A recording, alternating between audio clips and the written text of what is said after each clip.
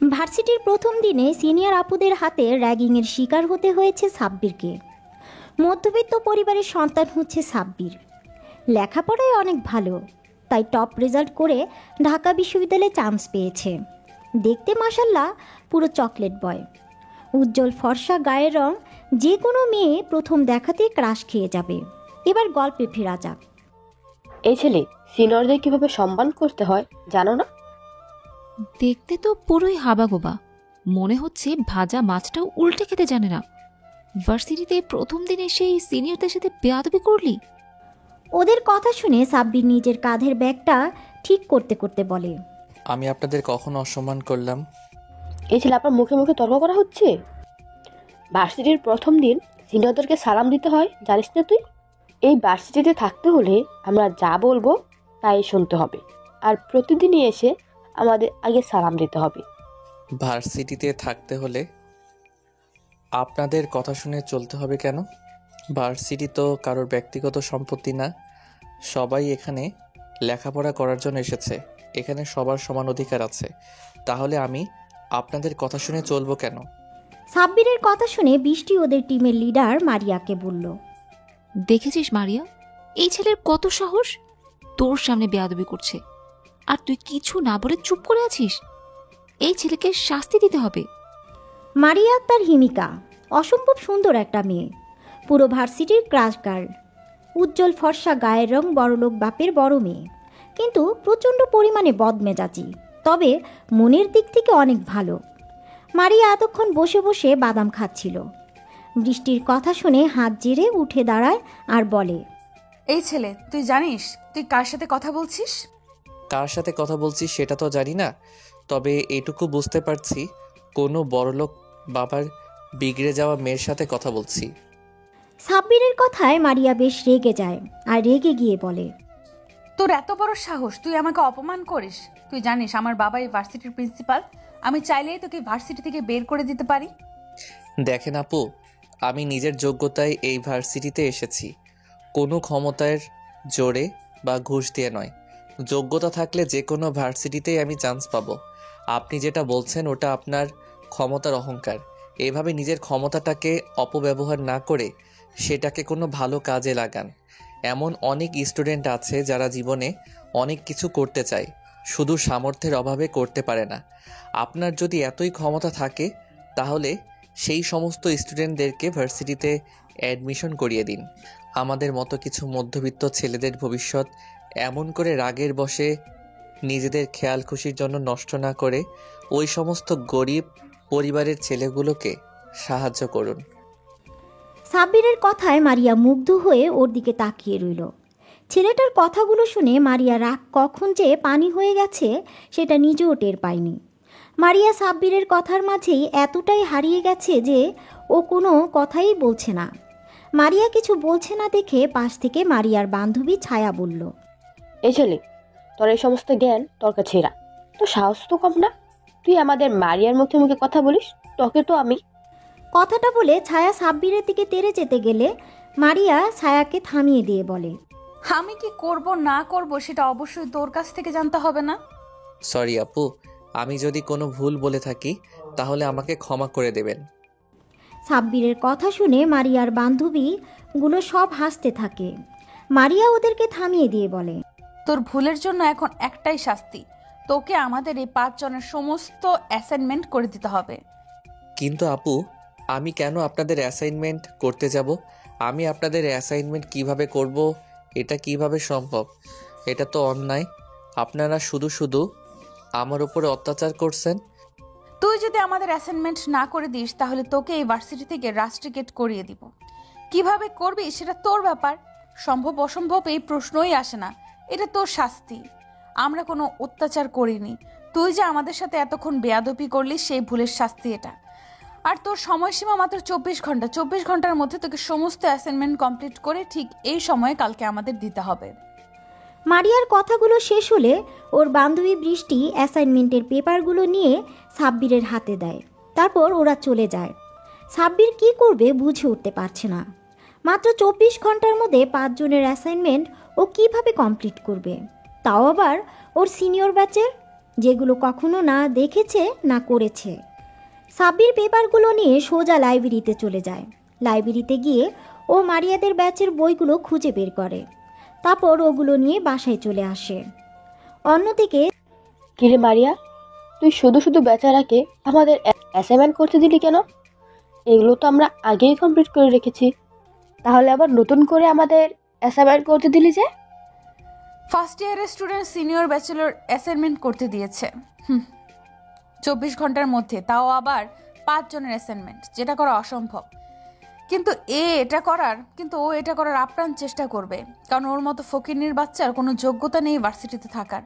ও যদি অ্যাসাইনমেন্টগুলো না করে আসে, ওকে ভার্সিটি থেকে চলে যেতে হবে। আর এইটাই হবে আমার সাথে লাগতে আসার শাস্তি। মারিয়ার সাথে যে লাগতে আসবে তাকে শাস্তি পেতে হবে। অন্যদিকে সাব্বির ভার্সিটি থেকে ফেরার পর থেকে অ্যাসাইনমেন্ট করতে উঠে পড়ে লেগে যায়। কি হলো আপু, সকালে ঘুম থেকে উঠতে লেট হলো বলে না খেয়ে ভার্সিটি চলে গেলে, আবার ভার্সিটিতে গিয়ে ক্লাস না করে চলে এলি। এসব কিছু না খেয়ে সে কখন থেকে কী সব করছিস? কি লিখছিস এগুলো তুই?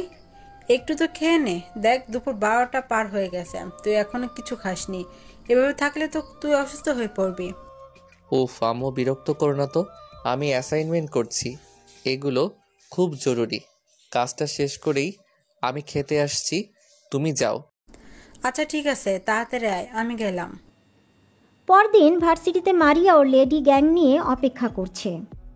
কি রে, ওই ছোট্ট বাচ্চাটা এখনো এলো না তো? বৃষ্টির কথায় বিরক্ত হয়ে ছায়া বলল, উফ গাধি, তোরা এই বিরক্তকর কথা বন্ধ করবি? হর্দ কথা বাচ্চা, এই বাচ্চাটা আবার কে?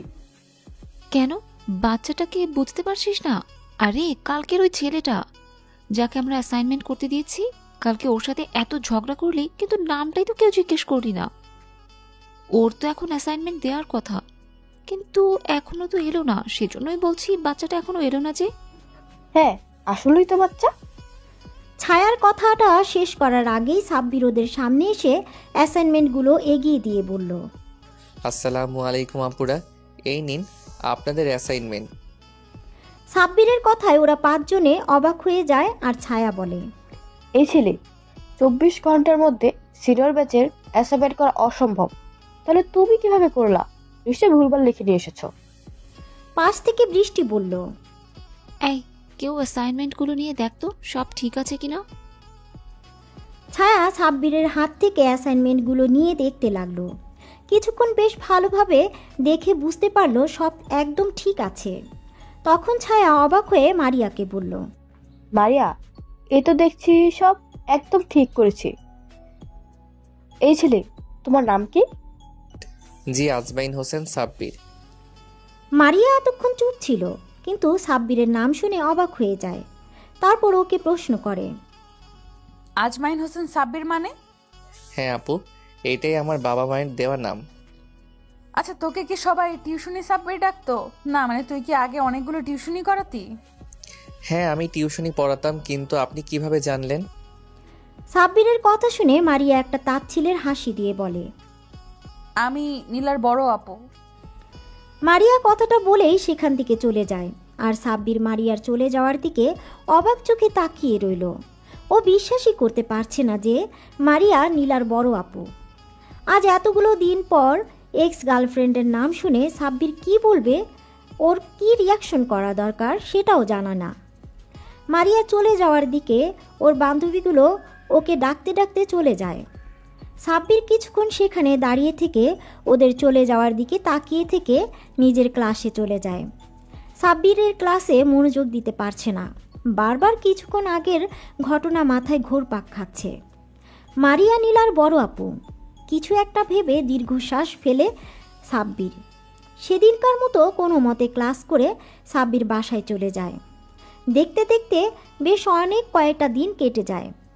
এই কয়েকদিন সাব্বির আর মারিয়াদের সামনে যায়নি। তারপর হঠাৎ একদিন ভার্সিটিতে কিছু ছেলে মিলে একটা মেয়েকে ডিস্টার্ব করছিল। সবাই সেখানে নীরব দর্শকের মতো দাঁড়িয়ে বিষয়টা দেখছিল, কেউ কোনো প্রতিবাদ করছে না। হঠাৎ ছেলেগুলোর মধ্যে একটা ছেলে মেয়েটার ওড়না নিয়ে নেয়। দূর থেকে বিষয়টা সাব্বির লক্ষ্য করতেই রাগে ওর মাথাটা ফেটে যায়। সাব্বির ঝড়ের গতিতে ছেলেগুলোর সামনে গিয়ে ওড়না হাতে থাকা ছেলেটার বুকে একটা লাথি মেরে হাত থেকে ওড়নাটা নিয়ে মেয়েটাকে গড়িয়ে দেয়। বাকি ছেলেগুলো একসাথে সাব্বিরের দিকে তেড়ে আসে ওকে মারতে। উপায় না পেয়ে সাব্বির ওদের সাথে মারপিট করতে থাকে, কিন্তু সাব্বির একা অতগুলো ছেলের সাথে পেরে উঠছিল না। হঠাৎ কোনো একটা ছেলে চাকু নিয়ে সাব্বিরের দিকে তেড়ে আসে। তারপর আর কিছু বোঝা ওঠার আগেই সাব্বিরের পেটে ঢুকিয়ে দেয়। এমন একটা দৃশ্য দেখে চারপাশটা স্তব্ধ হয়ে যায়। ভার্সিটিতে গন্ডগোল দেখে অনেক আগেই প্রিন্সিপাল পুলিশকে ফোন দিয়েছিল। সাব্বিরকে চাকু মারার পর পুলিশের গাড়ি ভার্সিটির মধ্যে ঢুকে পড়ে।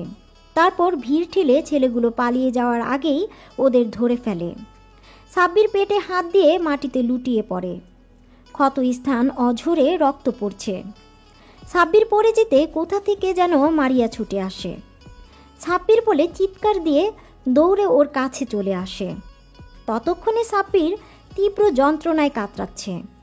মারিয়া গিয়ে ওর মাথাটা নিজের কোলের উপরে নিয়ে কান্না করে দেয় আর বলে, সাব্বির, সাব্বির, কিচ্ছু হবে না তোমার। প্লিজ কেউ আমাকে একটু হেল্প করেন, ওকে হসপিটালে নিয়ে যেতে হবে। প্লিজ কেউ একটু অ্যাম্বুলেন্স ডাকো। কথাগুলো বলতে বলতে ভার্সিটিতে অ্যাম্বুলেন্স ঢুকে পড়ে। সাথে সাথে কতগুলো ওয়াচ বয় এসে সাব্বিরকে অ্যাম্বুলেন্সে উঠিয়ে দেয়। তারপর হসপিটালে নিয়ে যায়। ওরা আধ ঘন্টার মধ্যেই হসপিটালে চলে আসে। তারপর ভিতরে আসতেই সাব্বিরকে স্ট্রেচারে করে অপারেশন থিয়েটারের দিকে নিয়ে যাচ্ছিল। তখনই মারিয়া সাব্বিরের হাত ধরে কান্না করে বলে, তোমার কিছু হবে না সাব্বির, প্লিজ চোখ খোলো প্লিজ। সাব্বিরকে অপারেশন থিয়েটারে নিয়ে যায়। মারিয়া ঢুকতে গেলেই নার্স আটকে দেয় আর বলে, ম্যাম, আপনি কেবিনে ঢুকতে পারবেন না। অপারেশন থিয়েটারে কেউ অ্যালাউ নয়। আপনি আমার সাথে আসুন, কিছু ডকুমেন্টে আপনার সাইন লাগবে। নার্সের কথাতে মারিয়া নির্দ্বিধায় রিসিপশনে চলে যায় আর কিছু পেপার নিয়ে মারিয়ার সামনে দেয় আর বলে, ম্যাম, এখানে একটা সাইন করে দিন। আপনার সাইন ছাড়া আমরা ট্রিটমেন্ট শুরু করতে পারবো না। কিন্তু এগুলো কিসের পেপার? দেখুন ম্যাম, আপনার হাজব্যান্ডের অবস্থা ভালো নয়, তাই এই এগ্রিমেন্ট পেপারে আপনাকে সাইন করতে হবে। ট্রিটমেন্ট চলাকালীন সময় আপনার হাজব্যান্ডের কিছু হয়ে গেলে হসপিটাল কর্তৃপক্ষ দায়ী থাকবে না। ম্যাম, তাড়াতাড়ি সাইনটা করুন, ওনার অবস্থা খুবই খারাপ, লেট করা ঠিক হবে না। নার্সের মুখে হাজবেন্ড কথাটা শুনে মারিয়া অবাক হয়ে গেছে। তাও কিছু না ভেবেই পেপারে সাইন করে দিয়ে আবার দৌড়ে অপারেশন থিয়েটারের সামনে চলে যায়। মারিয়া হাউমাউ করে কান্না করছে। এর মাঝে মারিয়ার বান্ধবীরা চলে আসে। মারিয়াকে কান্না করতে দেখে ছায়া বলে, মারিয়া দোস্ত প্লিজ কান্না করিস না, দেখ সাব্বিরের কিচ্ছু হবে না। এবার সাব্বিরের আম্মু আব্বু কান্না করতে করতে হসপিটালে আসেন। ওদের সামনে এসে সাব্বিরের আম্মু কান্না করে মারিয়ার কাছে প্রশ্ন করে, সাব্বির, আমার সাব্বির, কি হয়েছে? সাব্বিরকে আম্মু, তুমি কান্নাকাটি করো না, আমাদের ছেলের কিচ্ছু হবে না। আমার ছেলে অতটা দুর্বল না যে সামান্য একটু আঘাতে হেরে যাবে। তুমি এইভাবে কান্না করলে অসুস্থ হয়ে পড়বে। পরে তোমার ছেলে যদি দেখে তার জন্য কান্নাকাটি করে তুমি অসুস্থ হয়ে পড়েছ, তাহলে ছেলেটা অনেক কষ্ট পাবে। তুমি কান্নাকাটি বন্ধ করো। সাব্বিরের আব্বুর কথাতে আম্মুর কান্না বন্ধ করার বৃথা চেষ্টা করে। আম্মু এতক্ষণ মারিয়াকে খেয়াল করেনি। ওদেরকে দেখে আব্বু প্রশ্ন করে, আচ্ছা মামুনিরা, তোমরা কি সাব্বিরের ফ্রেন্ড? জি আঙ্কেল, আমরা সাব্বিরের ফ্রেন্ড। আচ্ছা, তোমরা বলতে পারবে আমার ছেলের এই অবস্থা হলো কিভাবে? মন্ত্রীর ছেলে আকাশ ভার্সিটিতে একটা মেয়েকে টিস করছিল, অসভ্যতামি করছিল। কেউ একটু প্রতিবাদও করেনি। সাব্বির ওখানে গিয়ে মেয়েটাকে প্রোটেক্ট করে, ওদের সাথে মারপিট করে। তখন ওদের মধ্যে থেকে একটা ছেলে সাব্বিরের পেটে চাকু ঢুকিয়ে দেয়। কোনো কিছু বোঝার আগেই সাব্বির মাটিতে লুটিয়ে পড়ে। কথাটা বলা শেষ হতে সাব্বিরের আম্মু আবারও কান্না শুরু করে দেয়। তখন মারিয়া আম্মুর কাছে গিয়ে সান্ত্বনা দিয়ে বলে, আন্টি, আপনি কান্না করেন না প্লিজ। আপনি কান্না করলে অসুস্থ হয়ে পড়বেন। দেখবেন আপনার ছেলের কিচ্ছু হবে না, ওর কিছু হতেই পারে না। আল্লাহর কাছে দোয়া করুন, আল্লাহ সব ঠিক করে দিবে। এরই মাঝে অপারেশন থিয়েটার থেকে একটা নার্স বেরিয়ে এসে বলে, এখানে পেশেন্টের বাসার লোক কে আছেন? নার্সের কথাতে সবাই নার্স সামনে আসে। আম্মু অস্থির হয়ে নার্সকে জিজ্ঞাসা করে, আমার সাব্বির কিছু হয়নি তো? ও ঠিক আছে? ও ঠিক হয়ে গেছে তো? অসুস্থ হয়ে গেছে তাই না? আমাকে একটা বার আমার কলেজার টুকরার কাছে যেতে দিন প্লিজ। আমি আমার সাব্বিরের কাছে যাব। ম্যাম আপনি শান্ত হন, পেশেন্টের অবস্থা খুবই খারাপ। ইমিডিয়েটলি ও পজিটিভ ব্লাডের প্রয়োজন। আমাদের ব্লাড ব্যাংকে এখন ও পজিটিভ ব্লাড নেই। আপনারা জলদি ব্লাডের ব্যবস্থা করেন প্লিজ। নার্সের কথা শুনে সাব্বিরের আব্বু বলল, আমার রক্ত ও পজিটিভ, কিন্তু আমার সুগার আছে। এসব কথার মাঝে আম্মু অস্থির হয়ে বলে, আমার রক্ত নিন, যত রক্ত লাগে নিন, তবু আমার সাব্বিরকে আমার কাছে ফিরিয়ে দিন। সাব্বিরের আম্মু, তুমি কান্না থামাও। আমাদের ছেলের কিচ্ছু হবে না। তুমি ওকে কি করে রক্ত দেবে? তোমার রক্তের সাথে ওর রক্তের মিল নেই। দেখুন এসব বললে তো হবে না, রক্ত না পেলে পেশেন্টকে বাঁচানো যাবে না। ওদের কথা শেষ হতেই মারিয়া বলে, নার্স, আমার রক্তের গ্রুপ ও পজিটিভ। আমার সব কিছু নর্মাল। যত রক্ত লাগে আমার শরীর থেকে নিয়ে নিন। আপনি তাড়াতাড়ি ভিতরে আসুন। নার্স মারিয়াকে নিয়ে ভিতরে চলে যায়। শরীর থেকে 2 ব্যাগ রক্ত নেওয়া হয়। রক্ত দেওয়ার শেষে মারিয়া দাঁড়ানোর চেষ্টা করলে মাথা ঘুরে পড়ে যেতে নেয়। তখন নার্স ওকে ধরে শুয়ে দিয়ে বলে, আরে আরে আপনি উঠছেন কেন? শুয়ে কিছুক্ষণ রেস্ট নিন। নার্স বেরিয়ে গেলে সাব্বিরের আব্বু আম্মু মারিয়ার কেবিনে ঢোকে। আম্মু মারিয়ার সামনে বসে ওর একটা দুহাত হাতের মুঠোয় নিয়ে বলে, তুমি আজকে আমার ছেলের জন্য যা করলে এই ঋণ আমি কখনো শোধ করতে পারবো না মা। ছি ছি, আন্টি কি বলছেন এগুলো? এটা আমার কর্তব্য, এইভাবে বলবেন না। তোমার জন্য আজকে আমি আমার ছেলেকে ফিরে পেয়েছি। তোমার এই ঋণ আমি কিভাবে যে শোধ করব? এ মা, আন্টি কি বলছেন এগুলো? আমার কিচ্ছুর প্রয়োজন নেই। সাব্বির এখন সুস্থ আছে, তাতেই আমি খুশি। তুমি অনেক লক্ষ্যে একটা মেয়ে। তোমার কখনো যদি মনে হয় এই মায়ের থেকে কোনো কিছুর প্রয়োজন, তাহলে তুমি আমাকে অবশ্যই বলবে। আচ্ছা আন্টি। ওদের কথা শেষ হতে সাব্বিরের আব্বু মারিয়ার মাথার উপর হাত রেখে বলে, দোয়া করি মা, তুমি অনেক সুখী হও। আব্বুর কথায় মারিয়া মুচকি একটা হাসি দেয়। ওরা আরও কিছুক্ষণ কথা বলে। এর মাঝে নার্স এসে বলে সাব্বিরের জ্ঞান ফিরেছে। কথাটা শোনার সাথে সাথে মারিয়া ছুটে কেবিন থেকে বেরিয়ে সাব্বিরের কেবিনে চলে যায়। মারিয়ার এভাবে ছুটে যাওয়া দেখে সাব্বিরের আব্বু আম্মু অবাক হয়ে তাকিয়ে থাকে, কিন্তু বিষয়টা নিয়ে খুব একটা ভাবে না। তারপর ওরা সবাই সাব্বিরের কেবিনে গিয়ে দেখে ও মিটমিট করে তাকাচ্ছে। মারিয়া গিয়ে সাব্বিরের পাশে বসে। ওর একটা হাত হাতের মধ্যে নিয়ে বলে, তোমার এখন কেমন লাগছে? সাব্বির চোখ খুলে মারিয়াকে পাশে দেখে অবাক হয়ে যায়। পরক্ষণে আবার চারপাশে তাকিয়ে দেখে মারিয়ার বান্ধবী সহ ওর আব্বু আম্মু সেখানে দাঁড়িয়ে আছে। সাব্বিরের আব্বু আম্মুর দিকে তাকাতেই ওরা কাছে এসে দাঁড়ায়। আম্মু সাব্বিরের অন্য হাত ধরে কান্না করে দেয় আর বলে, তাকে কতবার বলেছি এসব মারপিট আর ঝামেলার মধ্যে জড়াবি না। তুই কখনো আমার কথা শুনবি না, সব সময় মারপিটের ভেতরে থাকবি। আজকে যদি তোর কিছু হয়ে যেত তাহলে আমাদের কি হতো? আমরা কি নিয়ে বাঁচতাম? তুই ছাড়া আমাদের আর কি আছে বল? আজকে যদি এই মেয়েটা না থাকতো, তোকে আমি কখনোই ফিরে পেতাম না। সাব্বিরের আম্মুর কথা শুনে মারিয়ার দিকে তাকায় আর প্রশ্ন করে, আম্মু কি বলছো তুমি এগুলো? আমি তো কিছুই বুঝতে পারছি না। উনি আমাকে বাঁচিয়েছে মানে? মেয়েটাই তোকে হাসপাতাল এনেছে, আমার 2 ব্যাগ রক্ত দিয়ে আজকে তোকে বাঁচিয়েছে। ওই তো তোকে হাসপাতাল নিয়ে এসেছে। আজকে যদি ও না থাকতো তাহলে কি যে হতো ভাবাই যাচ্ছে না। এটা ভাবতে আমার অন্তরাত্মা কেঁপে উঠছে। এরপর থেকে তুই কখনো যদি মারপিটে করিস তাহলে আমাকে আর কখনো আম্মু বলে ডাকবি না। তুই আজকে আমাকে কথা দে, তুই আর কখনো মারপিটের ভিতরে যাবি না। ওর আম্মুর কথা শুনে মারিয়ার দিকে তাকায় আর ওর আম্মুকে উত্তর দেয়, আম্মু, আমি কথা দিলাম আর কখনো মারামারি ভিতরে যাব না। ওদের কথা শেষ হতে মারিয়া সাব্বিরের আম্মুকে বলে, আন্টি আপনি সাব্বিরের কাছে থাকেন, আমি বাসায় গেলাম। বাসায় ফিরতে লেট হলে আব্বু অনেক টেনশন করবে। আচ্ছা মা, তুমি যাও। আর হ্যাঁ, কখনো যদি কিছু সাহায্যের প্রয়োজন হয় তাহলে অবশ্যই আমাকে বলবে। আম্মুর কথার পরিবর্তে মারিয়া মুচকি একটা হাসি দেয়। তারপর চলে যাওয়ার সময় মারিয়ার বান্ধবীগুলো সবাই সাব্বিরের সাথে কথা বলে যায়।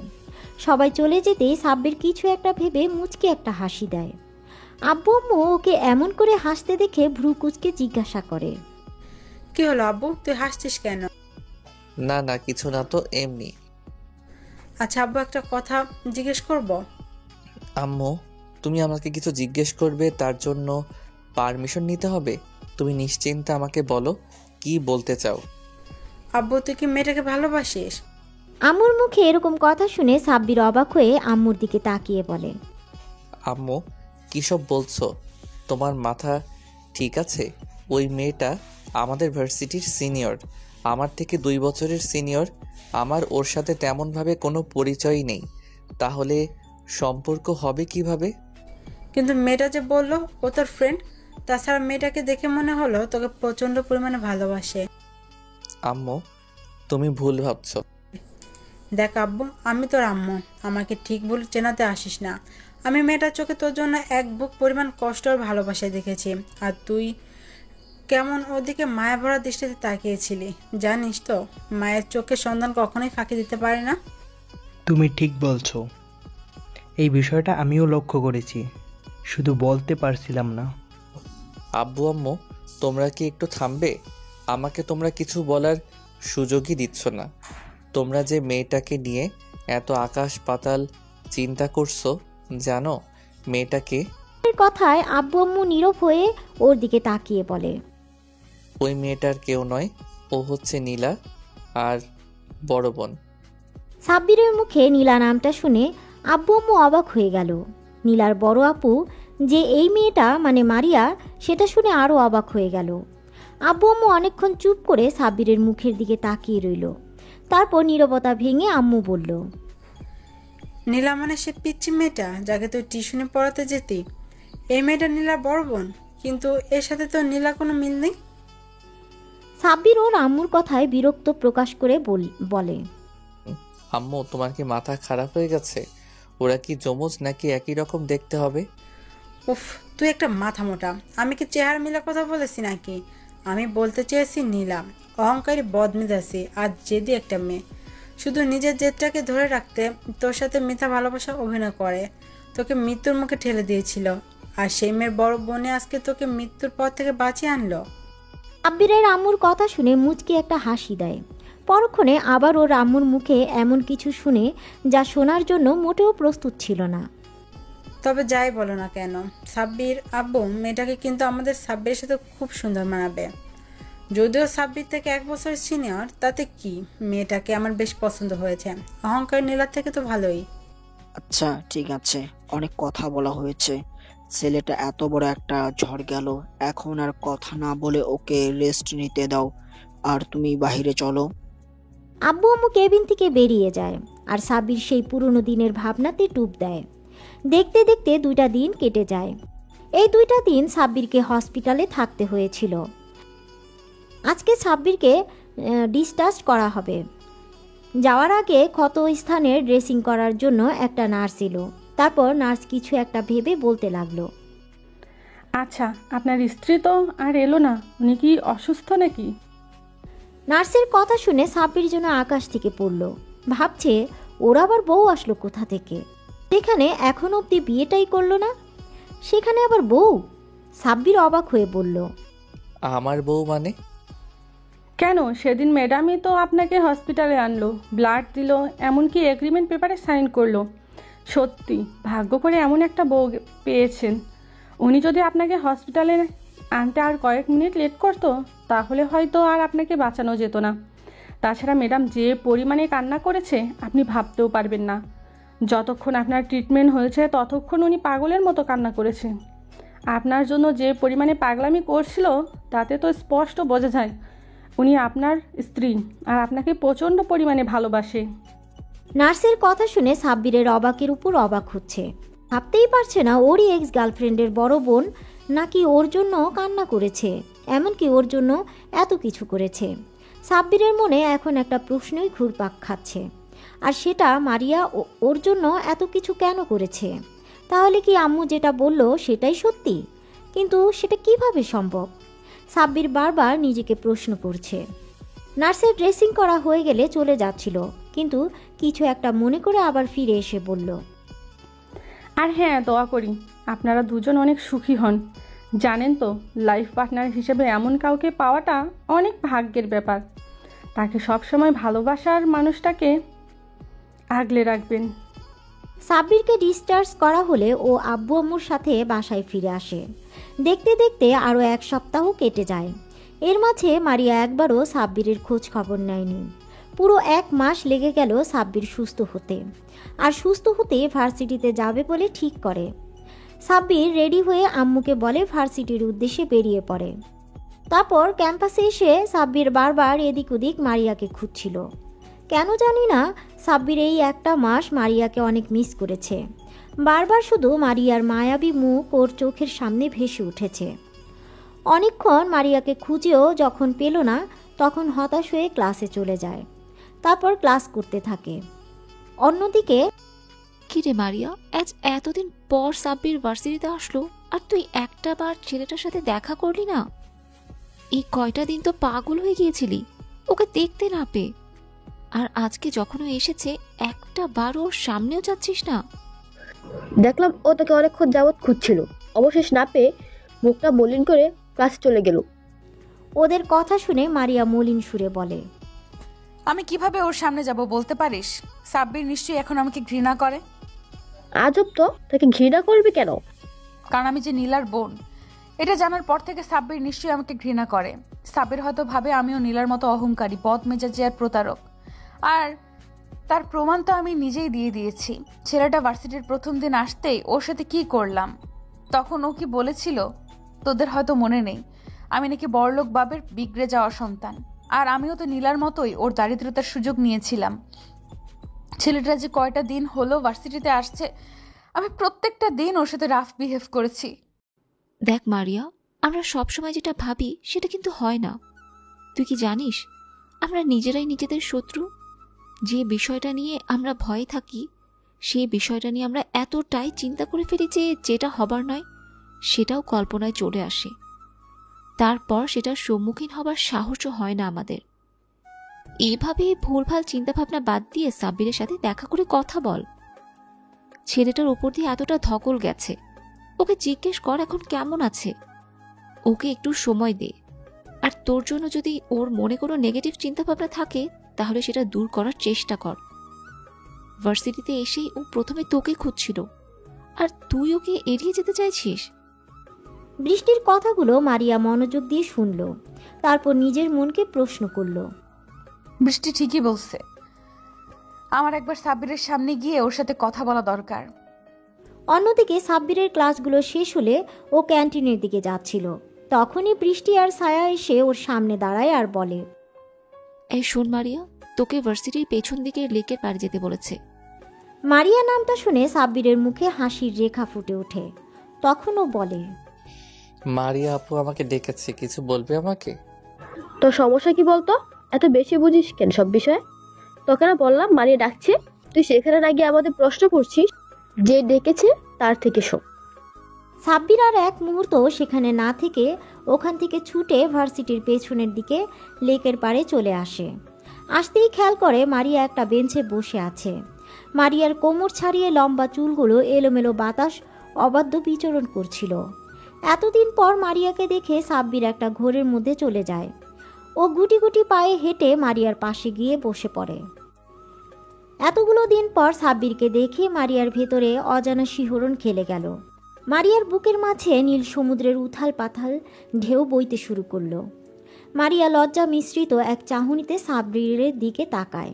দেখে সাব্বির একটা ঘোর লাগা দৃষ্টিতে ওর দিকে তাকিয়ে আছে। সাব্বিরের নেশালো চাহনিতে মারিয়ার লজ্জাটা বেড়ে দ্বিগুণ হয়ে গেল।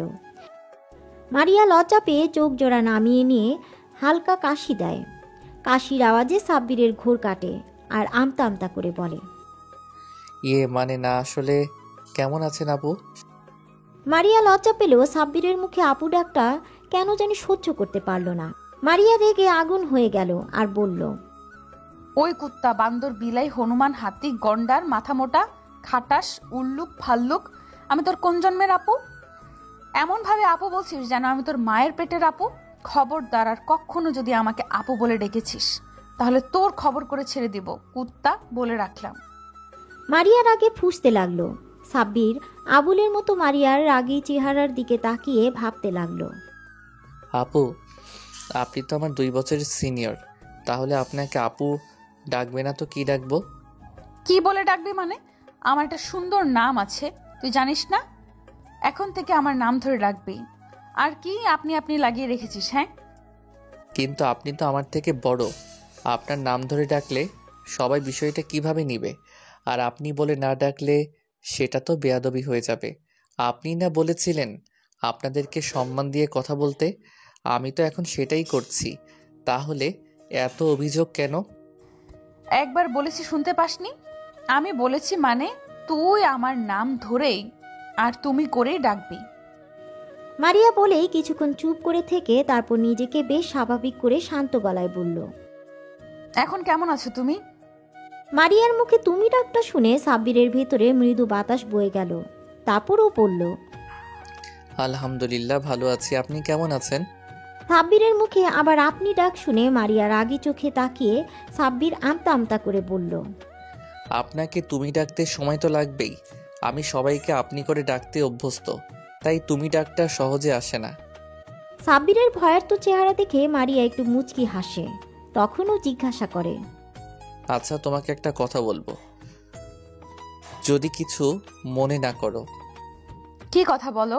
আর মনে করার কি আছে? আমি তোমার কোনো কথাতেই কিছু মনে করব না, তুমি নির্দ্বিধায় বলো।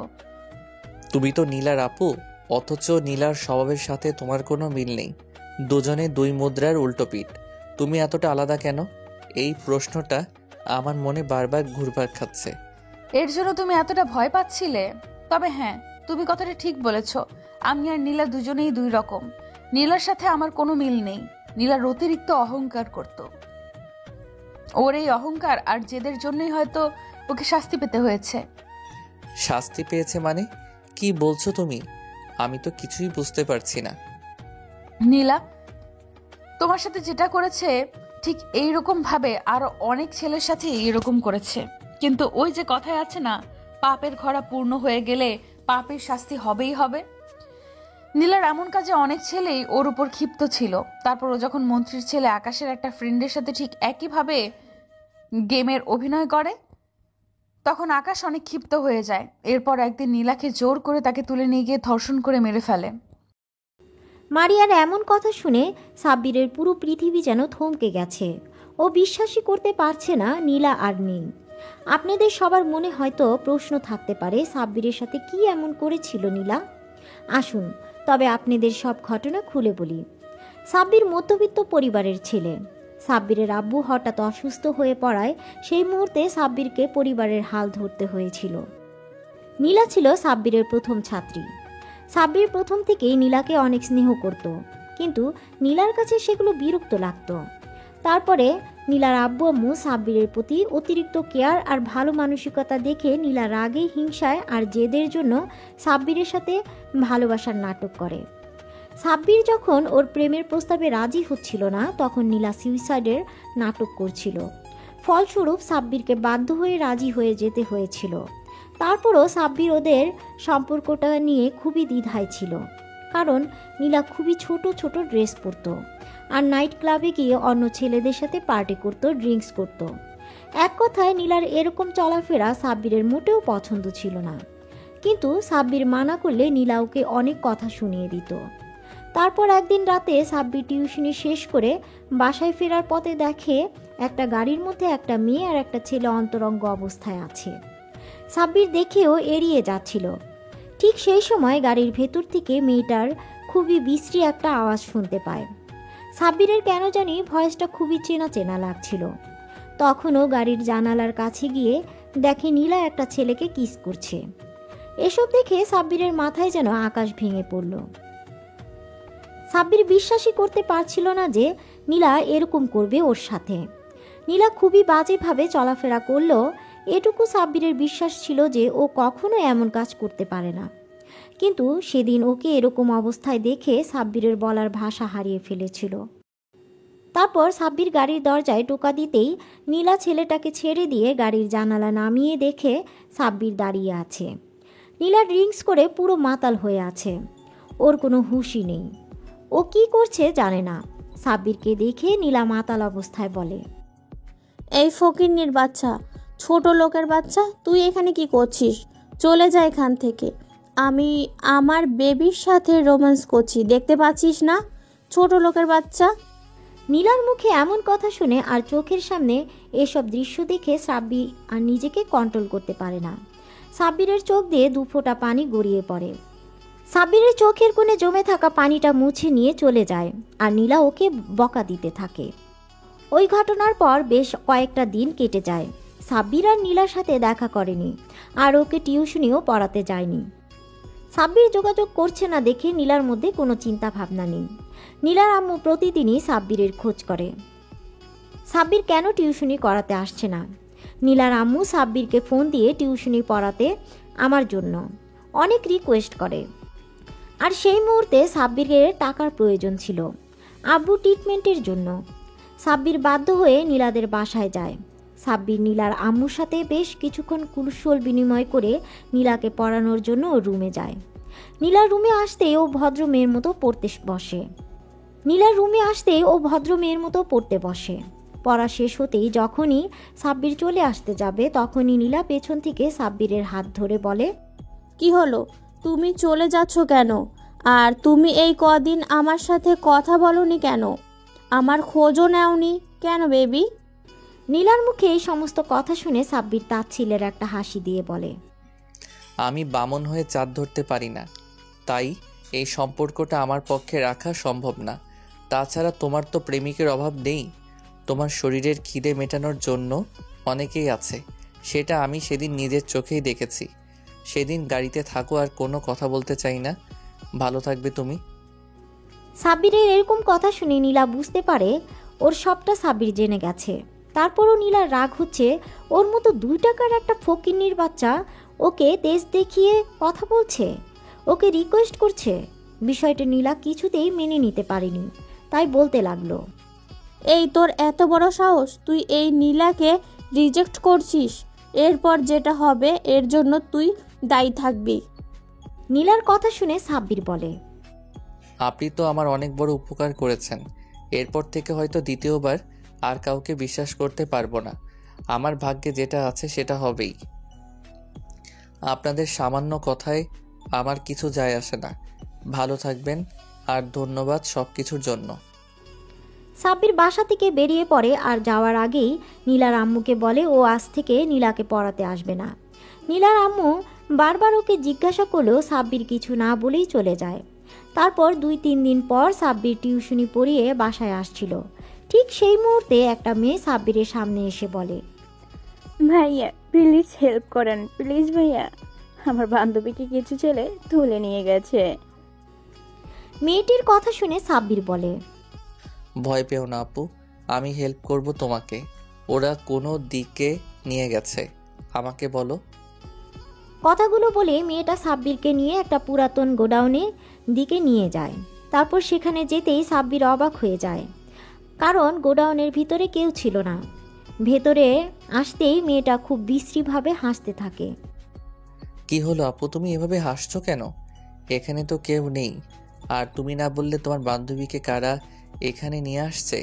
তাহলে তুমি আমাকে মিথ্যে বলে এখানে নিয়ে আসলে কেন? খেলা তো এবার শুরু হবে মেরি জান। কথাগুলো বলে মেয়েটা নিজের জামাকাপড় ছিঁড়তে থাকে আর চিৎকার করে মানুষজন ডাকতে থাকে। মেয়েটার এমন চিৎকার শুনে সাথে সাথেই কিছু লোকজন এসে সেখানে উপস্থিত হয়। তারপর মেয়েটার এই অবস্থা দেখে সবাই ভাবে সাব্বির হয়তো মেয়েটাকে ধর্ষণ করছিল, তাই ওকে এলোপাথারি মারতে শুরু করে। ওদের মাঝে একটা লোক পুলিশকে ফোন করে সাব্বিরকে পুলিশে দেয়। আর সবটাই নীলার প্ল্যান ছিল। আর ভাগ্যটা সেদিন সাব্বিরের সাথে ছিল।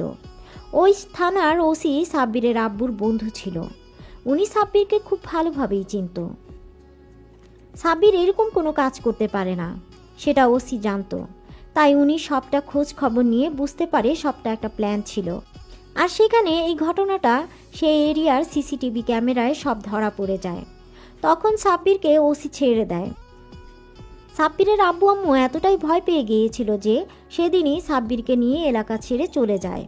তারপর আর কি, বাকিটুকু তো আপনারা জেনে গেছেন। নীলা নিজের পাপে শাস্তি পেয়েছে। অন্যদিকে সাব্বির খুব কষ্ট করে আর পরিশ্রম করে অনেক ভালো রেজাল্ট করে এই ভার্সিটিতে চান্স পায়, তাই ওকে আবারও ঢাকাতে ফিরে আসতে হয়েছে। সাব্বির কখনো ভাবিনি যে এখানে এসে নীলার সম্পর্কে এরকম কথা শুনতে হবে। তো বর্তমানে ফেরা যাক। সাব্বির মারিয়ার মুখোমুখি বসে আছে। ও কি বলবে ভেবে পাচ্ছে না। হঠাৎ মারিয়া বলতে আরম্ভ করে, আর তুমি সেই সাব্বির যার সাথে আমার বোন এরকম করেছিল। এটা জানার পর থেকে এই লজ্জার জন্য আমি তোমার সামনে আসতে পারিনি। আমি আমার বোনের কাজের জন্য আমি তোমার কাছে ক্ষমা চাচ্ছি। নীলা যেটা করেছে তোমার সাথে সেটা হয়তো ক্ষমার অযোগ্য। এমনকি সেদিন হসপিটালেও এই জন্যই তোমার সামনে যেতে পারিনি। আরে না না, তোমাকে মাপ চাইতে হবে না। তোমার আর তোমার বোনের মধ্যে আকাশ পাতাল তফাৎ।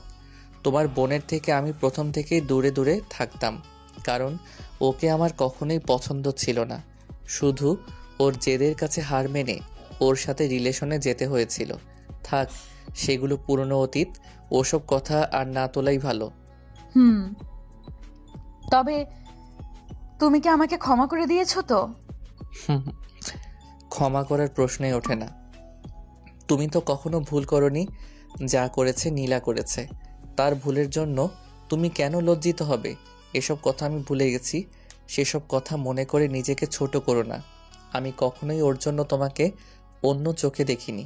আমি মেয়েদেরকে অনেক সম্মান করি, তাই তোমাকে কখনো অসম্মান করব না, কথা দিলাম। সাব্বিরের কথা শুনে মারিয়া একটা স্বস্তির নিঃশ্বাস ফেলে সাব্বিরকে বলে, তাহলে আজ থেকে আমরা বেস্ট ফ্রেন্ড। সাব্বির একবার মারিয়ার দিকে তাকাচ্ছে, একবার মারিয়ার হাতের দিকে, তারপর মুচকে একটা হাসি দিয়ে মারিয়ার হাতের সাথে হাত মিলিয়ে বলে, ওকে বেস্ট ফ্রেন্ডস। মারিয়া কিছুক্ষণ চুপ থেকে বলে, আচ্ছা, আমি একটা প্রশ্ন করব তোমাকে। বলো, কি বলবে? আচ্ছা, আমি তো নীলাকে পড়াতে যেতাম, কোনোদিন তো তোমাকে দেখিনি। আরে পাগল, আমি তো পড়াশোনার জন্য দেশের বাইরেই গিয়েছিলাম। নীলার হঠাৎ চলে যাওয়ায় আব্বু আম্মু অনেক ভেঙে পড়েছিল, তাই আমাকে দেশে ফিরে আসতে হয়েছে। তারপর আব্বু আম্মু আর আমাকে যেতে দেয়নি। এইখানে থেকে পড়াশোনাটা কন্টিনিউ করছি। নীলা চলে যাওয়াতে আব্বু আম্মু আমাকে চোখে হারায়, তাই কোথাও একা ছাড়ে না। সবসময় আমাকে চোখে চোখে রাখে, সামনে নিয়ে রাখে। ও আচ্ছা, বুঝলাম। এভাবে দেখতে দেখতে বেশ কয়েকদিন কেটে গেছে। আর এই কয়েকটা দিনে মারিয়া আর সাব্বিরের মাঝে খুব ভালো বন্ধুত্বপূর্ণ সম্পর্ক তৈরি হয়েছে। মারিয়া ধীরে ধীরে সাব্বিরের প্রতি অনেক দুর্বল হয়ে পড়েছে। মারিয়া এখন সাব্বিরকে ছাড়া কিছুই কল্পনা করতে পারে না। তারপরও সাব্বিরকে নিজের মনের কথা বলতে পারে না। এভাবে হঠাৎ একদিন সাব্বিরের ক্যান্টিনের দিকে যাচ্ছিল। ঠিক সেই সময় কোথা থেকে একটা মেয়ে সাব্বিরের বলে চিৎকার করে ছুটে এসে ওকে জড়িয়ে ধরে। মেয়েটার এমন কর্মকাণ্ডে সাব্বির টাল সামলাতে না পেরে 2 কদম পিছিয়ে যায়। তারপর নিজেকে সামলে নিয়ে জড়িয়ে ধরা মেয়েটিকে দেখার চেষ্টা করে, কিন্তু মেয়েটার মুখ দেখতে পাচ্ছে না, কারণ মেয়েটা ওর বুকে মুখটা গুজে রেখেছিল। সাব্বির মেয়েটাকে জোরে করে সরিয়ে নিয়ে দেখে এটা আর কেউ না, ওর কাজিন তিন্নি। তিন্নিকে দেখে সাব্বির ভুরু কুচকে তাকায়। তিন্নি মুচকে একটা হাসি দিয়ে বলে, কেমন আছো সাব্বির ভাইয়া? কিরে, তুই এখানে কি করে এলি? তুই না দেশের বাইরে ছিলি, তাহলে দেশে ফিরলি কবে? ভাইয়া, আমি আজকে দেশে ফিরেছি, আর এসে তোমার সাথে দেখা করতে চলে এসেছি। তুমি খুশি হওনি আমাকে দেখে? খুশি হয়েছি, আর অবাকও হয়ে গেছি। হঠাৎ তোকে দেখে ঘাবড়ে গিয়েছিলাম। কিন্তু তোমাকে দেখতে তো মনে হচ্ছে না তুমি খুশি হয়েছো। মনে হয়েছে আমার উপরে বিরক্ত হচ্ছ। পাগলি, আমি এতদিন পর আমার পিচ্চি বোনটাকে দেখতে পেলাম, আর আমি খুশি না হয়ে থাকতে পারি? আচ্ছা, এখন আর মুখ ভার করে থাকিস না, চল তোকে আমার ভার্সিটিটা ঘুরিয়ে দেখাই। সাব্বির তিন্নিকে নিয়ে ভার্সিটির অন্য দিকটায় চলে যায়। ওরা যেতে মারিয়া আর ওর বান্ধবীগুলো আড়াল থেকে বেরিয়ে আসে। মারিয়ার বান্ধবীগুলো এতক্ষণ মারিয়াকে আটকে রেখেছিল, কারণ তিন্নি সাব্বিরকে জড়িয়ে ধরতে দেখে ও বেজায় রেগে গিয়েছিল। মারিয়া পারে তো এসে তিন্নিকে খুন করে। মারিয়া রাগে ফুঁসছে, কারণ সাব্বির অন্য একটা মেয়ের সাথে সময় দিচ্ছে। ও কোনো মতেই মেনে নিতে পারছে না সাব্বির অন্য একটা মেয়ের হাত ধরে ঘুরছে, হাসাহাসি করছে, ওকে জড়িয়ে ধরছে, এমনকি খাইয়ে পর্যন্ত দিচ্ছে। মারিয়া আরেক মুহূর্ত যদি এখানে থাকে তাহলে তন্নিকে ভস্ম করে দিবে। সাব্বির আর তন্নি ভার্সিটি থেকে চলে যাওয়ার উদ্দেশ্যে পা বাড়াতেই ওরা গিয়ে মারিয়ার সামনে পড়ে। মারিয়া খেয়াল করে মেয়েটা সাব্বিরের হাত ধরে রেখেছে। মারিয়ার আগুন চোখ সাব্বিরের দিকে তাকাতেই মারিয়াকে সাব্বির চোখের ইশারায় জিজ্ঞাসা করে কি হয়েছে, কিন্তু কিছু বলে না, মুখ ফিরিয়ে নেয়। কিছুক্ষণ চুপ থেকে সাব্বির বলে, পিচি বোন, এটা আমাদের ভার্সিটির সিনিয়র আপু, আর ও আমার বেস্ট ফ্রেন্ড। আর মারিয়া এই হচ্ছে আমার কাজিন তিন্নি। মারিয়া অন্যদিকে মুখ ঘুরিয়ে রেখেছিল। সাব্বিরের কথায় ওদের দিকে তাকায়। মারিয়ার রাগের কারণ হচ্ছে তিন্নি মারিয়ার থেকেও সুন্দরী, আর প্রতিটা মেয়ের জাতিগত অভ্যাস নিজের থেকে সুন্দরী কাউকে দেখলেই বিনা কারণে রেগে যাওয়া, তার উপরে আবার সেটা যদি নিজের প্রিয় মানুষের সাথে ঘুরোঘুরি করে। মারিয়া নিজের রাগটা কন্ট্রোল করে মুখে বলে, ভালোই তো। আসসালামু আলাইকুম আপু, কেমন আছেন? ওয়ালাইকুম আসসালাম, আলহামদুলিল্লাহ আমি ভালো আছি। তুমি কেমন আছো? জি আপু, ভালো আছি। তিন্নিকে মারিয়ার একটু সহ্য হচ্ছে না, তারপরও এটা ভেবে নিজের মনকে সান্ত্বনা দিচ্ছে যে মেয়েটা ওর থেকে সিনিয়র আপু। তিন্নি সাব্বিরকে ছোটবেলা থেকেই অনেক ভালোবাসে, কিন্তু সাব্বিরের অতিরিক্ত রাগের কারণে কখনো ভয়ে ওকে বলতে পারেনি। তিন্নি নিজেও মারিয়াকে দেখে সহ্য করতে পারছে না।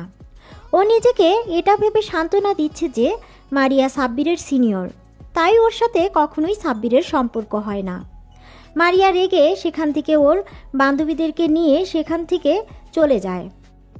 সাব্বির মারিয়াকে কয়েকবার ডাকলো, তারপরও দাঁড়ালো না। সাব্বির তিন্নিকে নিয়ে বাসায় চলে আসে। তারপর ভিতরে আসতেই আম্মু বলে, কিরে তোরা চলে এসেছিস? মেয়েটাকে কতবার বললাম ভার্সিটিতে যেতে হবে না, তুই একটু পরেই চলে আসবি, তারপরও দেখা করতে চলে গেল। ও আমার সুইট কিউট আন্টি, আমি এতদিন পরে দেশে ফিরলাম আর ঋষি সাব্বির ভাইয়াকে দেখবো না, এটা কোনো কথা? আমি ভাইয়ার জন্য দেশে ফিরছি না। তিন্নির কথা শুনে সাব্বির অবাক হয়ে ওর দিকে তাকায়। তারপর ওর মাথায় একটা চাটি মেরে বলে, এই তুই আমার জন্য দেশে ফিরেছিস মানে? সাব্বিরের হাতির চাটি খেয়ে তিন্নির হুঁশ ফিরে, বুঝতে পারে ও আবেগের বশে কি বলে ফেলেছে। তখন তিন্নি জিহ্বায় কামড় দিয়ে বলে, ওপস, না কিছু না। কথাটা বলেই তিন্নি ছুটে নিজের রুমে চলে যায়। তিন্নির চলে যাওয়া দেখে আম্মু মুচকি হাসি দিয়ে বলে, পাগলি মেয়ে একটা। তিন্নির কথাগুলো সাব্বিরের কেমন জানি লাগলো। তারপরও বিষয়টাকে খুব বেশি পাত্তা না দিয়ে নিজের রুমে চলে যায়। রুমে এসে বিছানায় ধপ করে শুয়ে পড়ে আর ভাবতে থাকে যে মারিয়া তখন ওভাবে রেগে চলে গেল কেন। আচ্ছা, এই মেয়ে সবসময় এমন করে কেন? আমি যদি কোনো মেয়ের সাথে কথা বলি তাও রেগে যায়, আগুন চোখে তাকিয়ে থাকবে, কখনো কোনো মেয়ের সাথে ফ্রেন্ডশিপ করতে দেয় না। এমন কেন করে মেয়েটা? আর আজকে কিনা শেষমেশ তিন্নিকে আমার সাথে দেখেও রেগে গেল। ও গড, আমি পাগল হয়ে যাব। কথাগুলো ভাবতে ভাবতে সাব্বির ঘুমিয়ে পড়ে। দেখতে দেখতে আরও কিছুদিন কেটে যায়। এই কয়েকদিনে মারিয়া সাব্বিরের সাথে ভালোভাবে কথা বলেনি, আর সাব্বিরও মারিয়াকে সময় দিতে পারেনি, কারণ তিন্নি সবসময় ওর সাথে থেকেছে। তিন্নির কারণে সাব্বির মারিয়াকে একটা কলও দিতে পারেনি। কয়েকটা দিন পর ঘটনা, সাব্বির সেদিন ক্লাস করছিল, তখন প্রিন্সিপাল স্যার এসে বলে, অ্যাটেনশন প্লিজ, সবার উদ্দেশ্যে বলা হচ্ছে আগামী পরশুদিন আমাদের ভার্সিটি থেকে দুটো ব্যাচকে ট্যুরে নিয়ে যাওয়া হবে। তোমাদের ব্যাচ আর তোমাদের সিনিয়র একটা ব্যাচকে সিলেক্ট করা হয়েছে। সময় হাতে কম, তাই ডিটেলস জানতে হলে অ্যাকাউন্টস থেকে জেনে নেবে। দুদিনের ট্যুর হবে আর তোমাদের সবাই ফ্যামিলি থেকে যে কোনো একজন মেম্বারকে সাথে করে নিয়ে যেতে হবে। যারা যেতে চাও তারা ফর্মালিটিসগুলো পূরণ করে নেবে। কথাগুলো বলে প্রিন্সিপাল চলে গেলে আর সাব্বির বেশ খুশি হয়ে যায়। ক্লাস শেষ করে সাব্বির বাইরে আসতেই মারিয়া ওর সামনে আসে আর জিজ্ঞাসা করে, সাব্বির তুমি কি ট্যুরে যাচ্ছ? হ্যাঁ যাব তো, কেন তুমি যাবে না? হ্যাঁ আমিও যাব। মারিয়া বেশ কিছুক্ষণ চুপ থেকে ওর না আঙুলে পেঁচাতে পেঁচাতে আমতা আমতা করে বলল, আসলে মানে না, ওই হয়েছে কি। এমন সাপের মতো মোচড়ামোচড়ি করছো কেন? কি বলবে বলো? আমি কি কখনো তোমাকে কোনো বিষয়ে বকা দিয়েছি যার জন্য এমন ভয় পাচ্ছ বলতে? না মানে তোমার পাশের সিটটা আমার জন্য রাখবে, অন্য কাউকে বসতে দিবে না। মারিয়া কথাটা বলেই লজ্জা পেয়ে মাথা নিচু করে নেয়। এই সামান্য বিষয় নিয়ে তুমি এমন আমতা আমতা করছো, এতে এত সংকোচ করার কি আছে? তুমি আমার ফ্রেন্ড, তুমি আমার পাশে বসতেই পারো। সাব্বিরের কথা শুনে মারিয়া বেশ খুশি হয়ে যায় আর খুশির ঠেলায় হুট করে সাব্বিরকে জড়িয়ে ধরে গালে কিস করে দেয়। মারিয়ার কর্মকাণ্ডে সাব্বিরের চোখ বড় বড় করে মারিয়ার দিকে তাকায় আর তাতেই মারিয়া লজ্জা পেয়ে যায়, বুঝতে পারে কি করেছে। অতিরিক্ত খুশিতে এমন একটা কাজ করে ফেলেছে, কিন্তু এখন সাব্বিরকে কিভাবে বোঝাবে। মারিয়া লজ্জা পেয়ে দৌড়ে সেখান থেকে পালিয়ে যায় আর সাব্বির ওদিক এদিক তাকিয়ে মাথা চুলকাতে চুলকাতে মুচকে একটা হাসি দিয়ে চলে যায়। দুদিন পর সাব্বির ট্যুরে যাওয়ার জন্য বাসে উঠে সিটে বসে আসে। সাব্বির আজকে মন খারাপ। আচ্ছা, আপনারা হয়তো ভাবছেন কেন ওর মন খারাপ, সবই বুঝতে পারবেন। তো যাওয়ার সময় হয়ে আসলে মারিয়া এসে সাব্বিরের পাশে বসতে গেলে তখনই কোথা থেকে তিন্নি এসে মারিয়াকে সরিয়ে দিয়ে সাব্বিরের পাশে বসে পড়ে।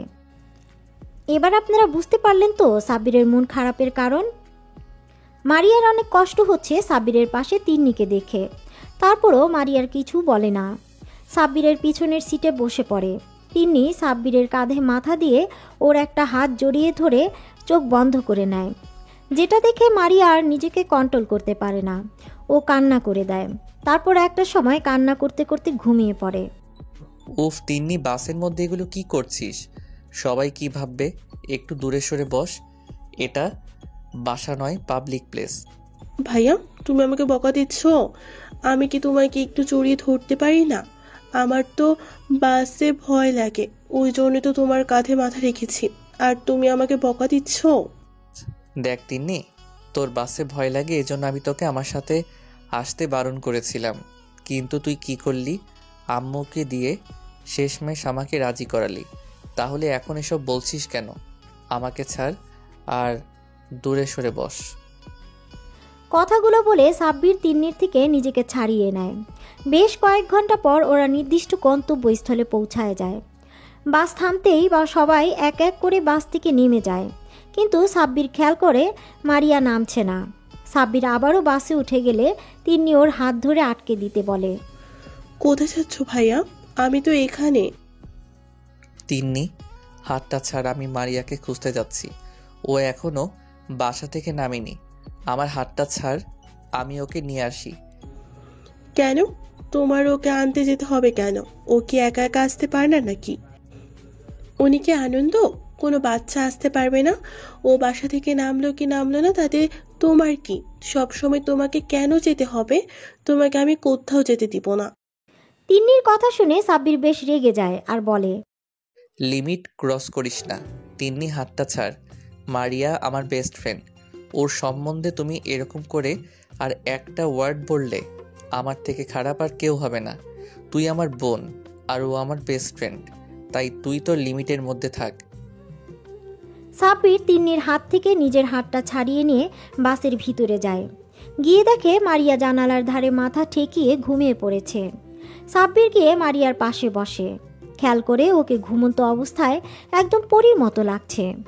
মারিয়ার মায়াবী মুখটা সাব্বিরের কাছে এত সুন্দর লাগছে, মনে হচ্ছে এই মুখের দিকে তাকিয়ে থেকেও সারাটা জীবন পার করে দিতে পারবে। কতক্ষণ এভাবে তাকিয়েছিল সাব্বিরের জানা নেই।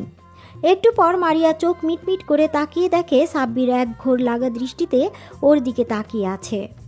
মারিয়াকে এমন ড্যাব ড্যাব করে তাকিয়ে থাকতে দেখে মারিয়া বেশ খানিকটা লজ্জা পায়। মারিয়াকে এমন ড্যাব ড্যাব করে তাকিয়ে থাকতে দেখে মারিয়া বেশ খানিকটা লজ্জা পেয়ে যায়। ও তখনকার সব ঘটনা নিমিষেই ভুলে যায়। হালকা কাশি দিয়ে সাব্বিরের ধ্যান ভাঙানোর চেষ্টা করে, কিন্তু কোনো লাভ হয় না। সাব্বির যেন একটা অন্য জগতে চলে গেছে। শেষমেশে মারিয়া বাধ্য হয়ে সাব্বিরকে ধাক্কা দিয়ে ডাকতেই ও হকচকিয়ে যায়। মারিয়ার এরকম কর্মকাণ্ডে সাব্বির এদিক ওদিক তাকিয়ে বোঝার চেষ্টা করছে যে ও এতক্ষণ কি করছিল।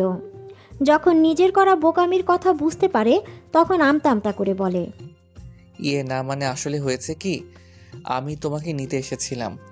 সবাই বাস থেকে নেমে গেছে, কিন্তু তোমাকে কোথাও দেখতে পাচ্ছিলাম না।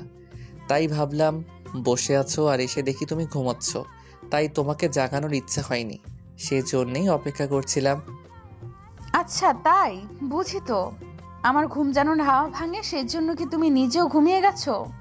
আমি কখন থেকে তোমাকে ডাকছি আর তুমি অন্য জগতে চলে গেছো?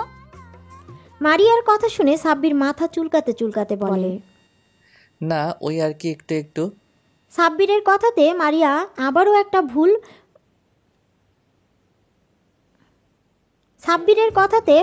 আবারও একটা ভুবন ভুলানো হাসি দেয়, যে হাসিটা সাব্বিরের বুকের বা পাশে গিয়ে লাগে। তখন ও নিজেও হাসে।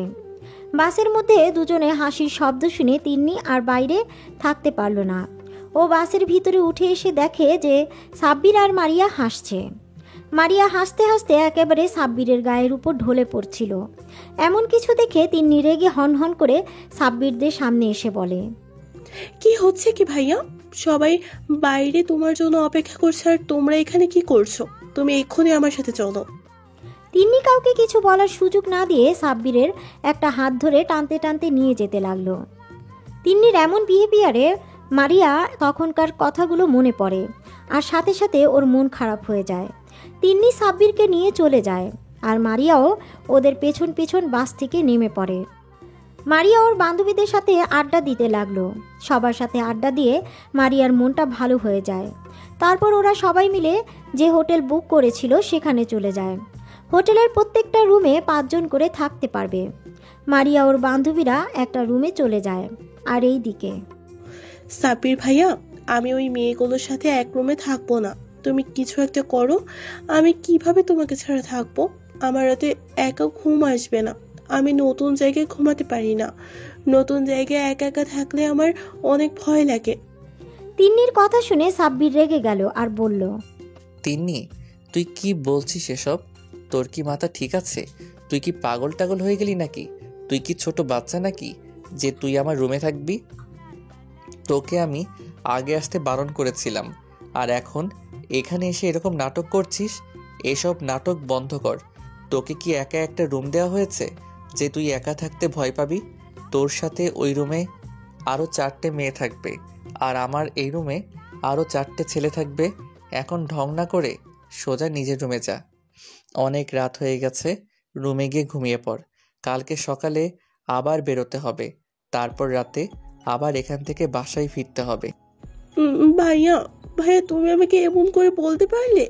আমি ওদের সাথে থাকবো। ওরা কি আমার পরিচিত নাকি? পিচ্ছি পড়ি, এই পাগলি, তুই কান্না করছিস কেন? দেখ, আমি তো শুধু তোকে কথাগুলো বোঝানোর জন্যই এমন করে বললাম, না হলে তুই তো আমার কথা বুঝতেই চাইছিলি না। এখন কান্না বন্ধ করে রুমে যা, ফ্রেশ হয়ে ঘুমিয়ে পড়। আচ্ছা ঠিক আছে, যাচ্ছি।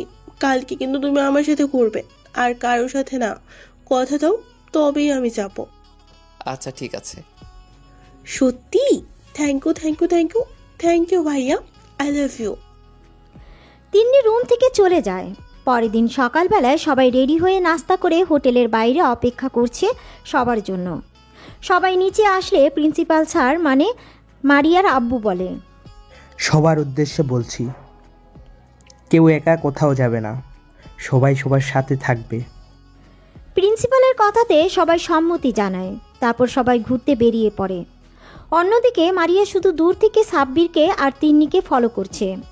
সাব্বিরের পাশে তিন্নিকে মারিয়া কিছুতেই মেনে নিতে পারছে না। মারিয়ার ভেতরটা কষ্টে ফেটে যাচ্ছে, কিন্তু কারোর সামনে প্রকাশ করছে না। মারিয়া অন্যমনস্ক হয়ে বান্ধবীদের সাথে ঘুরছে আর সাব্বিরকে ফলো করছে। সাব্বির যখনই মারিয়ার দিকে তাকাচ্ছে তখনই মারিয়া জোর করে হাসার চেষ্টা করছে। একটা সময় ওরা সবাই মিলে একটা লেকের পাড়ে আসে। লেকের পাড়ে আসতেই মারিয়ার বান্ধবীগুলো ওকে বলল, দেখ মারিয়া, তুই কিন্তু একদম লেকের ধারে যাবি না। তুই যে সাঁতার জানিস না সেটা কি তোর মনে আছে? একবার যদি পা পিছলে পড়ে যাস তাহলে এখান থেকে না আর বেঁচে ফিরতে পারবি না। মনে আছে রে দোস্ত, সবই মনে আছে, আমি কিছুই ভুলিনি। মারিয়াদের এই সমস্ত কথা তিন্নি আড়াল থেকে শুনে নেয় আর একটা ডেবিল হাসি দেয়। সাব্বির ফোন দিয়ে সুন্দর কিছু মুহূর্ত ক্যামেরা বন্দি করছিল। ও খেয়ালই করেনি মারিয়া কোথায় আছে। একটা সময় ওর বান্ধবীরা সবাই প্রকৃতির অনুরূপ সৌন্দর্য দেখছে আর মারিয়া একা হয়ে পড়ে। আর সেই সুযোগে পিছন থেকে তিন্নি গিয়ে ওকে ধাক্কা দিয়ে লেকের পানিতে ফেলে দেয়। মারিয়া লেকের পানিতে পড়ে সাথে সাথে চিৎকার দিয়ে ওঠে আর বারবার সবাইকে ডাকতে থাকে।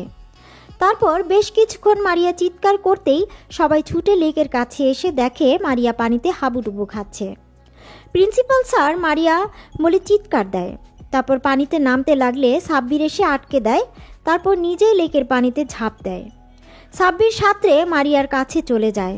তারপর নিজের সাথে জড়িয়ে নেয় মারিয়াকে, পানি থেকে তুলে আনে। মারিয়া অনেক পানি খেয়ে ফেলেছে, যার দরুন জ্ঞান হারিয়ে ফেলেছে। সাব্বির মারিয়াকে পাড়ে শুইয়ে দেয়। তারপর সাব্বিরের 2 হাত দিয়ে মারিয়ার পেটে চাপ দিয়ে পানি বের করতে থাকে।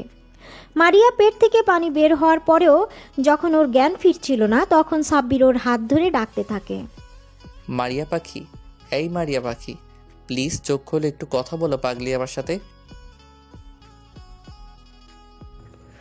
না না, এই কিছুতেই হতে পারে না। আমার এত সাজানো প্ল্যানটা কিভাবে নষ্ট হলো? এইভাবে চললে একদমই হবে না। তাহলে সাব্বির আমার হাতছাড়া হয়ে যাবে, আর ওকে আমি কিছুতেই অন্য কারো হতে দিব না। সাব্বির শুধুই আমার। সাব্বিরকে আমি ছাড়া আর কেউ পাবে না। সাব্বিরের দিকে যদি অন্য কেউ তাকায়, তার চোখ আমি তুলে নিব। মারিয়া, তোর এত বড় সাহস!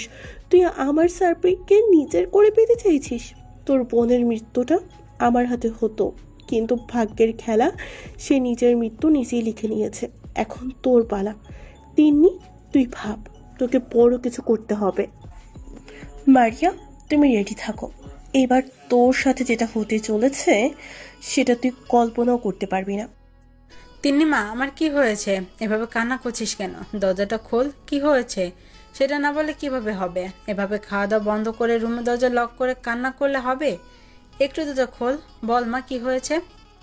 আম্মুর কথা শুনে তিন্নি রুমের ভেতর থেকে জোরে চিৎকার দিয়ে বলে, আন্টি, তুমি এখান থেকে চলে যাও। আমি কিচ্ছু খাবো না, আর রুমের দরজাও খুলবো না। এরকম করলে কেমন করে হবে? এমন জেদ ধরে থাকলে হবে? বল মা, দরজাটা একটু খোল, কি চাই বল? তোর যা চাই আমি তোকে দিব, শুধু একটা বার বল তোর কি চাই, দেখ আমি তোকে সেটাই দিব। তাও দরজা খোল মা, তুই সারাদিন কিছু খাসনি, এভাবে না খেয়ে কান্নাকাটি করলে তো অসুস্থ হয়ে পড়বি। আন্টি, আমি যা বলবো তাই শুনবে তুমি? আমি যা চাইবো সেটাই দিবে, বলো। বললাম দিব, তুই একবার দরজাটা খোল মা, তুই যা বলবি সেটাই হবে। এভাবে বললে হবে না। তুমি কথা দাও আমি যা চাইবো তাই দিবে, তাহলে আমি দরজা খুলবো, না হলে আমি দরজা খুলবো না। আচ্ছা ঠিক আছে, আমি কথা দিলাম, তুই যা বলবি সেটাই হবে, এখন দরজাটা খোল। আম্মুর কথাতে তিন্নি ছুটে এসে দরজা খুলে দেয়। তারপর আম্মুর হাতটা ধরে এনে বেডে বসিয়ে দেয়। তিন্নির আম্মুর পায়ের কাছে বসে পড়ে। তিন্নির আম্মুর একটা হাত মাথার উপর রেখে বলে, তাহলে আমার মাথায় হাত রেখে বলো, আমি এই মুহূর্তে তোমার কাছে যেতে চাইবো, তুমি সেটাই দিবে। মায়েরা কখনো সন্তানের মাথার উপর হাত দিয়ে কসম করে না, বুঝেছিস পাগলি মেয়ে? আমি একবার বলেছিলাম তুই যেটা বলবি সেটা চাইবি, আমি সেটাই তোকে দেওয়ার চেষ্টা করব। সত্যি তো? হ্যাঁ সত্যি। এবার বল তোমার কি চাই? আন্টি, আমি তোমার ছেলের বউ হতে চাই। আমি ঈশানকে অনেক ভালোবাসি। আমি তোমার ছেলেকে ছাড়া থাকতে পারবো না। তুমি যদি আমার বিয়েটা সাব্বিরের সাথে না দাও, তাহলে আমি নিজেকে শেষ করে দিব। আমি তোমার ছেলেকে নিজের থেকেও বেশি ভালোবাসি। ওকে ছাড়া থাকার কথা কল্পনা করতে পারি না। সাব্বির আমার জান, প্রাণ, কলিজা, সব কিছু। আমার পুরো মন মস্তিষ্কে বসবাস করা পুরুষটা সাব্বির। আন্টি, আমি তোমার ছেলেকে চাই, তুমি ওকে আমার করে দাও। আম্মু তিন্নির কথা শুনে চিন্তায় পড়ে গেল। উনি কি করবে সেটা ভেবে উঠতে পারছে না। আম্মু শুধু ভাবছে সাব্বির যদি অন্য কাউকে ভালোবাসে আর তিন্নিকে যদি বিয়ে করতে রাজি না হয়, তাহলে উনি তিন্নিকে দেওয়া কথা কিভাবে রাখবে। আর মেয়েটা যেভাবে পাগলামি শুরু করে দিয়েছে, এখন যদি ওকে অন্য কিছু বলা হয়, নিশ্চয়ই উল্টাপাল্টা কিছু করে ফেলবে। আর আম্মু ওকে কথা দিয়ে ফেলেছে, উনি এখন কথা কিভাবে ফিরিয়ে নেবে। অনেক ভাবনা চিন্তা করার পর আম্মু বলে, দেখো মা, তোমার পরিস্থিতি আমি বুঝতে পেরেছি, কিন্তু এটা সাব্বির লাইফের ব্যাপার। ওর লাইফের সিদ্ধান্ত আমি কিভাবে নিব? ও যদি অন্য কাউকে ভালোবেসে থাকে তখন কি হবে? তাছাড়া সাব্বিরকে না জিজ্ঞাসা করে আমি তোমাকে এত বড় একটা সিদ্ধান্ত নেই বলো? না না, আমি কিচ্ছু জানি না। তুমি আমাকে কথা দিয়েছো, আমি যা চাইবো তুমি তাই দেবে। আমার এখন তোমার ছেলেকে চাই মানে চাই, আর বিয়েতে আমি কালকেই করতে চাই। আর যদি না হয় আমি নিজেকে শেষ করে দিব। তিন্নির এরকম কথা শুনে আম্মু নিজের মন মস্তিষ্কের সাথে লড়াই করতে না পেরে তিন্নিকে কথা দিয়ে দেয় সাব্বিরের সাথেই ওর বিয়েটা দিবে, আর সেটা কালকেই। তিন্নি প্রচণ্ড পরিমাণে খুশি হয়, কারণ সবটা ওর প্ল্যান অনুযায়ী হয়েছে। তারপর সন্ধ্যাবেলায় যখন সাব্বির বাসায় ফিরে তখন আম্মু ড্রয়িং রুমে বসেছিল। সাব্বির রুমে যেতে গেলে আম্মু ওকে ডাক। সাব্বির শোন, তোর সাথে কথা আছে। জি আম্মু, বলো কি বলবে? তুই কি কাউকে ভালোবাসিস? মানে তোর কি কোনো পছন্দের মানুষ আছে? হঠাৎ এই প্রশ্ন কেন আম্মু? প্রশ্ন বদল প্রশ্ন চাইনি আমি, উত্তর চেয়েছি, উত্তরটা দাও। না আম্মু, আমি কাউকে ভালোবাসি না, আমার কোনো মনের মানুষ নেই। জন্মের পর থেকে আমি তোর কাছে কখনো কিছু চাইনি। আজকে যদি তোর কাছে কিছু চাই বা তোর জীবনের সবচেয়ে বড় সিদ্ধান্তটা যদি আমি নেই, তাহলে তুই কি সেটা মেনে নিবি? আম্মু এইভাবে বলছো কেন? আম্মু, তুমি আমাকে পৃথিবীর আলো দেখিয়েছো, তোমার অধিকার আছে আমার সমস্ত বিষয়ে সিদ্ধান্ত নেওয়া। তুমি আর আব্বু ছাড়া আমার কে আছে বলো? তোমরা তো আমার পুরো পৃথিবী। তোমাদের জন্য কিছু করতে পারলে আমি নিজেকে ধন্য মনে করব। আম্মু, শুধু একবার বলো আমাকে কি করতে হবে বা তুমি কি চাও। তুমি যা বলবে আমি তাই শুনবো। আমি কথা দিলাম, তুমি যা বলবে আমি তাই শুনবো। এভাবে না, তুই আমার মাথায় হাত দিয়ে বল আমি যা চাইবো তাই দিবি। কিরে তুই চুপ করে আসিস কেন? বল আমি যা চাইবো তাই দিবি। আমি চাই তোর সাথে তিন্নির বিয়ে দিতে। আমি আগামীকালকেই তোদের বিয়ে ব্যবস্থা করেছি। সাব্বিরের আম্মুর মুখে এরকম কথা শুনে যেন আকাশ থেকে পড়ল। ও নিজের কানকে বিশ্বাস করতে পারছে না। আম্মু নাকি তিন্নির সাথে ওর বিয়ে ঠিক করেছে। আম্মুর কথাটা শুনে সাব্বিরের বুকটা ধক করে ওঠে, কারণ সাব্বিরের এই কয়দিনে খুব ভালোভাবেই বুঝতে পেরেছে ও মারিয়াকে প্রচণ্ড পরিমাণে ভালোবাসে, আর ওকে ছেড়ে থাকার কথা কল্পনাও করতে পারে না সাব্বির। দমটা বন্ধ হয়ে আসে, আর সেখানে অন্য কাউকে বিয়ে করার কথা ভাবলেও সাব্বিরের কষ্টে বুকটা ফেটে যাচ্ছে। সাব্বির এখন কি করবে?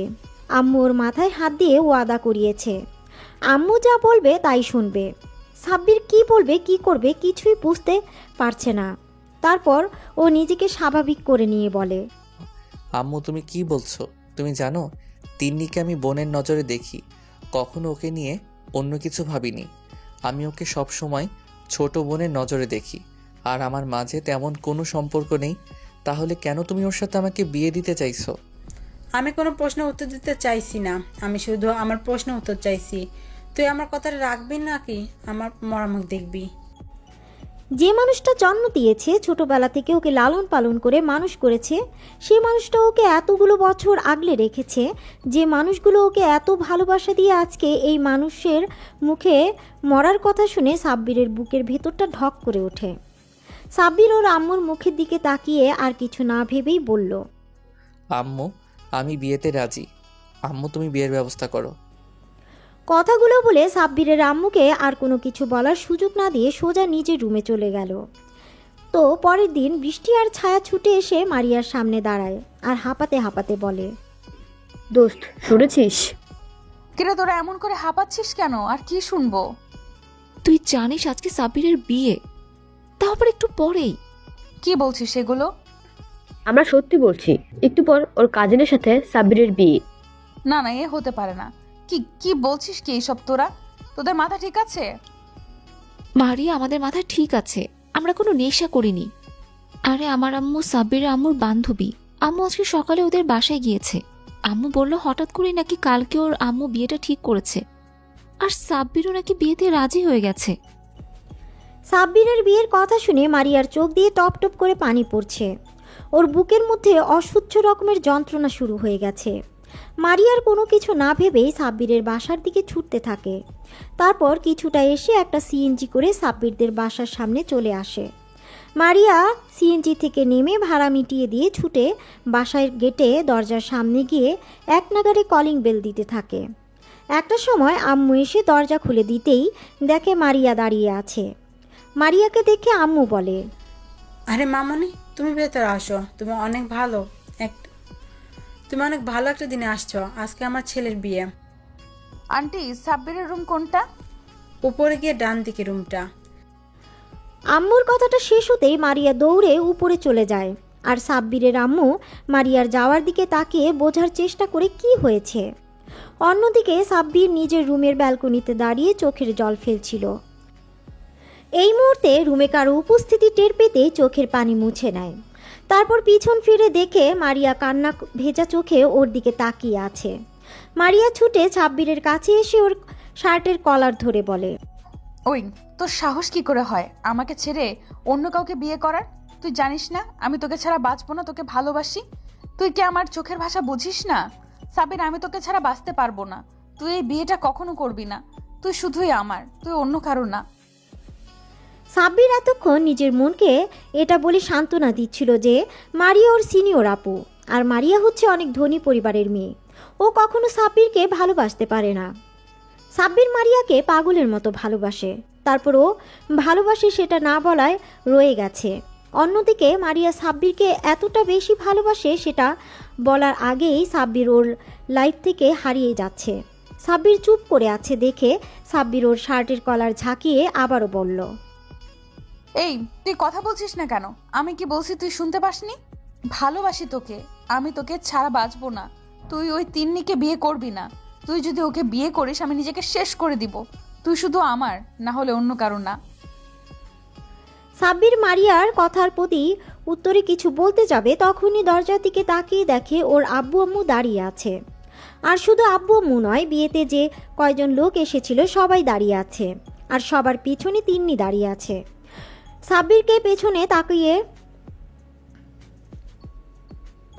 সাব্বিরকে পেছনে তাকাতে দেখে মারিয়া ওকে ছেড়ে দিয়ে নিজেও পেছনে তাকিয়ে দেখে বাসার সবাই দাঁড়িয়ে আছে। মারিয়া এবার আম্মুকে দেখে দৌড়ে আম্মুর কাছে গিয়ে হুট করে আম্মুর পায়ের কাছে বসে পড়ে, তারপর পা দুটো জড়িয়ে ধরে কান্না করে দিয়ে বলে, আন্টি, আমি সাব্বিরকে অনেক ভালোবাসি। প্লিজ আন্টি, তুমি ওর বিয়েটা অন্য কোথাও দিও না। তুমি তো আমাকে কথা দিয়েছিলে আমার কখনো কোনো কিছু প্রয়োজন হলে যেন তোমাকে বলি। আজকে আমি তোমার ছেলেকে চাইছি। আমি সাব্বিরকে অনেক ভালোবাসি আন্টি, আমি ওকে ছাড়া বাঁচবো না। তুমি বিয়েটা ভেঙে দাও প্লিজ আন্টি। ওর বিয়ে অন্য কোথাও হয়ে গেলে আমি নিজেকে শেষ করে দিব। আমি ওকে ছাড়া থাকার কথা চিন্তাও করতে পারি না, কল্পনাও করতে পারি না। আম্মু এতক্ষণ একটা ঘোরের মধ্যে ছিল, তাই মারিয়া এভাবে পায়ে পড়ে কান্নাকাটি করাতে আম্মু ঘাবড়ে গিয়ে পিছিয়ে যায়। তারপর মারিয়াকে উঠিয়ে নেয়। আম্মু বুঝতে পারছে না এখন কি করবে। এদিকে তিন্নি সাব্বিরকে না পেলে মরে যাবে, আর এদিকে মারিয়া যদি সাব্বিরকে না পায় ও মরে যাবে। আম্মু এমন একটা পরিস্থিতির মধ্যে পড়ে গেছে যেখানে উনি যেদিকে যাবে তার উল্টো দিকে সমস্যাটা বাড়বে। মারিয়া আম্মুকে ছেড়ে আব্বুর পায়ে পড়তে গেলে ওনার আব্বু মারিয়াকে আটকে দেয়। মারিয়া আবার সাব্বিরের কাছে যায়, তারপর ওর পায়ের কাছে বসে বলতে থাকে, সাব্বির, তুমি শুধু আমার, তুমি অন্য কাউকে ভালোবাসতে পারো না। তুমি শুধু আমাকে ভালোবাসবে। তুমি এই বিয়ে কিছুতেই করতে পারো না। তুমি আমাকে ছাড়া অন্য কাউকে বিয়ে করবে না, বলে দাও। আমি তোমাকে ভালোবাসি, তোমাকে ছাড়া বাঁচবো না। আর তুমিও আমাকে ভালোবাসো, সেটা আমি জানি। দেখো মামনি, তুমি কান্না বন্ধ করো। আমি তোমাকে কথা দিয়েছিলাম, তুমি আমার সাথে কখনো কিছু চাইলে আমি তোমাকে দেওয়ার চেষ্টা করব। তিন্নি এতক্ষণ চুপ ছিল।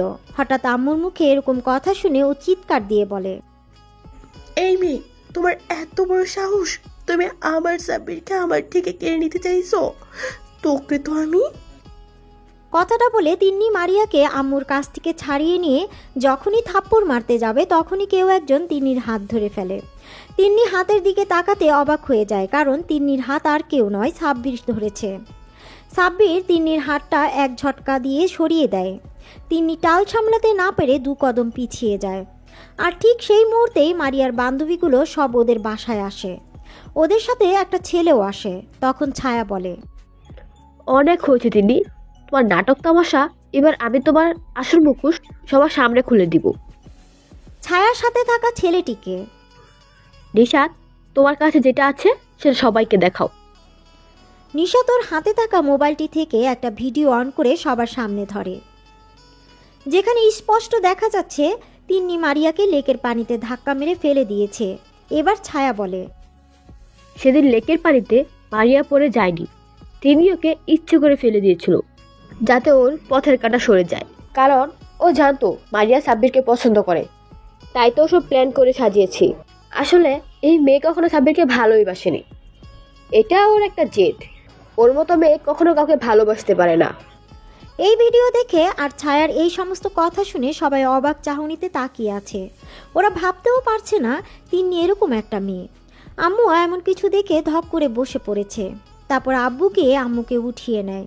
তখন আম্মু উঠে এসে তিন্নির সামনে দাঁড়িয়ে ওর গালে ঠাস ঠাস করে দুটো থাপ্পড় মেরে দিয়ে আর বলে, আমার প্রথম থেকেই তোকে খুব সন্দেহ লাগতো, তাই তো আমি তোর সাথে বিয়ে দিতে চাইনি আমার ছেলের, কিন্তু তুই যে এত বাজে একটা মেয়ে সেটা জানতাম না। এবার আম্মু সাব্বিরের সামনে যায়, তারপর সাব্বিরের গালে ঠাস করে দুটো থাপ্পড় মেরে দেয় আর বলে, এই তুই এখন ওই পাথরের মূর্তির মধ্যে দাঁড়িয়ে আছিস, তুই জানিস না তোকে এখন কি করতে হবে? সাব্বির গালে হাত দিয়ে দাঁড়িয়ে আছে। ঠিক সেই মুহূর্তে আবারও বাসার সামনে পুলিশ গাড়ি এসে থামায়। তারপর কতগুলো পুলিশ বাসার ভিতরে ঢুকে তিন্নিকে অ্যারেস্ট করে নেয়। তিন্নি মারিয়াকে নয়, ওর বোন নীলাকে ধর্ষণের পেছনে দায়ী, আর সেটা সবাই পুলিশের থেকে জানতে পারলো। এবার আম্মু অবাক হয়ে বলে, তুই কখন পুলিশকে ফোন করলি?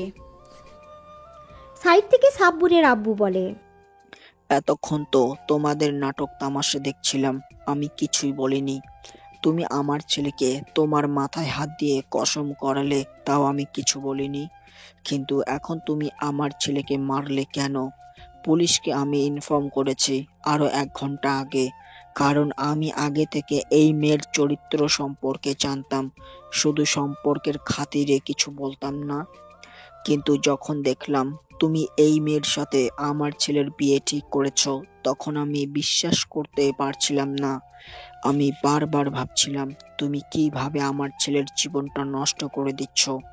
তুমি একটাবারও আমাকে জানানোর প্রয়োজন মনে করোনি। তুমি এত সব সিদ্ধান্ত একাই নিয়েছো, তাও আমি কিছু বলিনি। কিন্তু এখন তুমি যে আমার ছেলের গায়ে হাত তুললে কেন, এসব আমি পরে দেখে নিব। তার আগে ইন্সপেক্টর ওকে নিয়ে যান। এতক্ষণ সাব্বির পাথরের মূর্তির মতো চুপ থাকলেও ওর চোখে পানি গড়িয়ে পড়ছে। বুকের মাঝে চেপে রাখা কষ্টটা আর দমিয়ে রাখতে পারেনি। মারিয়া এতক্ষণ অবাকের পর অবাক হচ্ছিল, কিন্তু হঠাৎ সাব্বিরকে কান্না করতে দেখে মারিয়ার বুকের ভিতর ধক করে ওঠে। ও ছুটে সাব্বিরের সামনে গিয়ে দাঁড়ায়। সাথে সাথে সাব্বির ওকে 2 হাতে শক্ত করে বুকের সাথে জড়িয়ে ধরে কান্না করে দেয়। সাব্বির যেন ভুলেই গেছে যে রুমের মধ্যে সবাই আছে। তারপর একটা সময় মারিয়াকে ছাড়িয়ে নিয়ে ওর সারা মুখে পাগলের মতো চুমু খেতে থাকে আর বলতে থাকে, ভালোবাসি ভালোবাসি ভালোবাসি, অনেক ভালোবাসি তোমাকে। ওদের কাণ্ড দেখে আব্বু আম্মু আর মারিয়ার বান্ধবীরা সবাই একসাথে কাশি দেয়। আর বৃষ্টি বলে, আমরা কিন্তু সবাই এখানে আছি, যত ভালোবাসা আছে সব বিয়ের পর দেখিও, আমাদের সামনে দেখাতে হবে না। আমরা এখনো সিঙ্গেল, আমাদের কষ্ট তো একটু বোঝেন দুলা ভাই। কথাটা বলতেই সবাই একসাথে হেসে দেয়। তারপর সবাই ড্রয়িং রুমে এসে মারিয়ার আব্বু আম্মুর জন্য অপেক্ষা করে। কিছুক্ষণের মধ্যে মারিয়ার আব্বু আম্মু চলে আসে। মারিয়ার আব্বু আম্মুকে সবটা বলা হলে মেয়ের সুখের কথা ভেবে ওরা আর দ্বিমত করেনি। ওরা জানে সাব্বির যথেষ্ট ভালো একটা ছেলে, ওদের মেয়ের জন্য সুযোগ্য পাত্র। ওরা তো ওদের মেয়ের জন্য এমন একটা ছেলেই খুঁজছিল যে ওদের মেয়েকে প্রচণ্ড পরিমাণে ভালোবাসবে। সবার সম্মতি পেয়ে কাজীকে আসতে বলে। কাজী সাহেব, বিয়ের কাজ শুরু করেন, সাফল্যের জন্য করতে হবে। কাজী সাহেব বিয়ের কাজ শুরু করে। একটু পরে কাজী সাহেব মারিয়াকে কবুল বলতে বললে মারিয়া 3 বার কবুল বলে দেয়। তারপর কাজী সাহেব সাব্বিরকে কবুল বলতে বললে ও মারিয়ার দিকে তাকিয়ে 3 বার কবুল বলে দেয়। ওরা দুজন একটা পবিত্র বন্ধনে আবদ্ধ হয়ে যায়।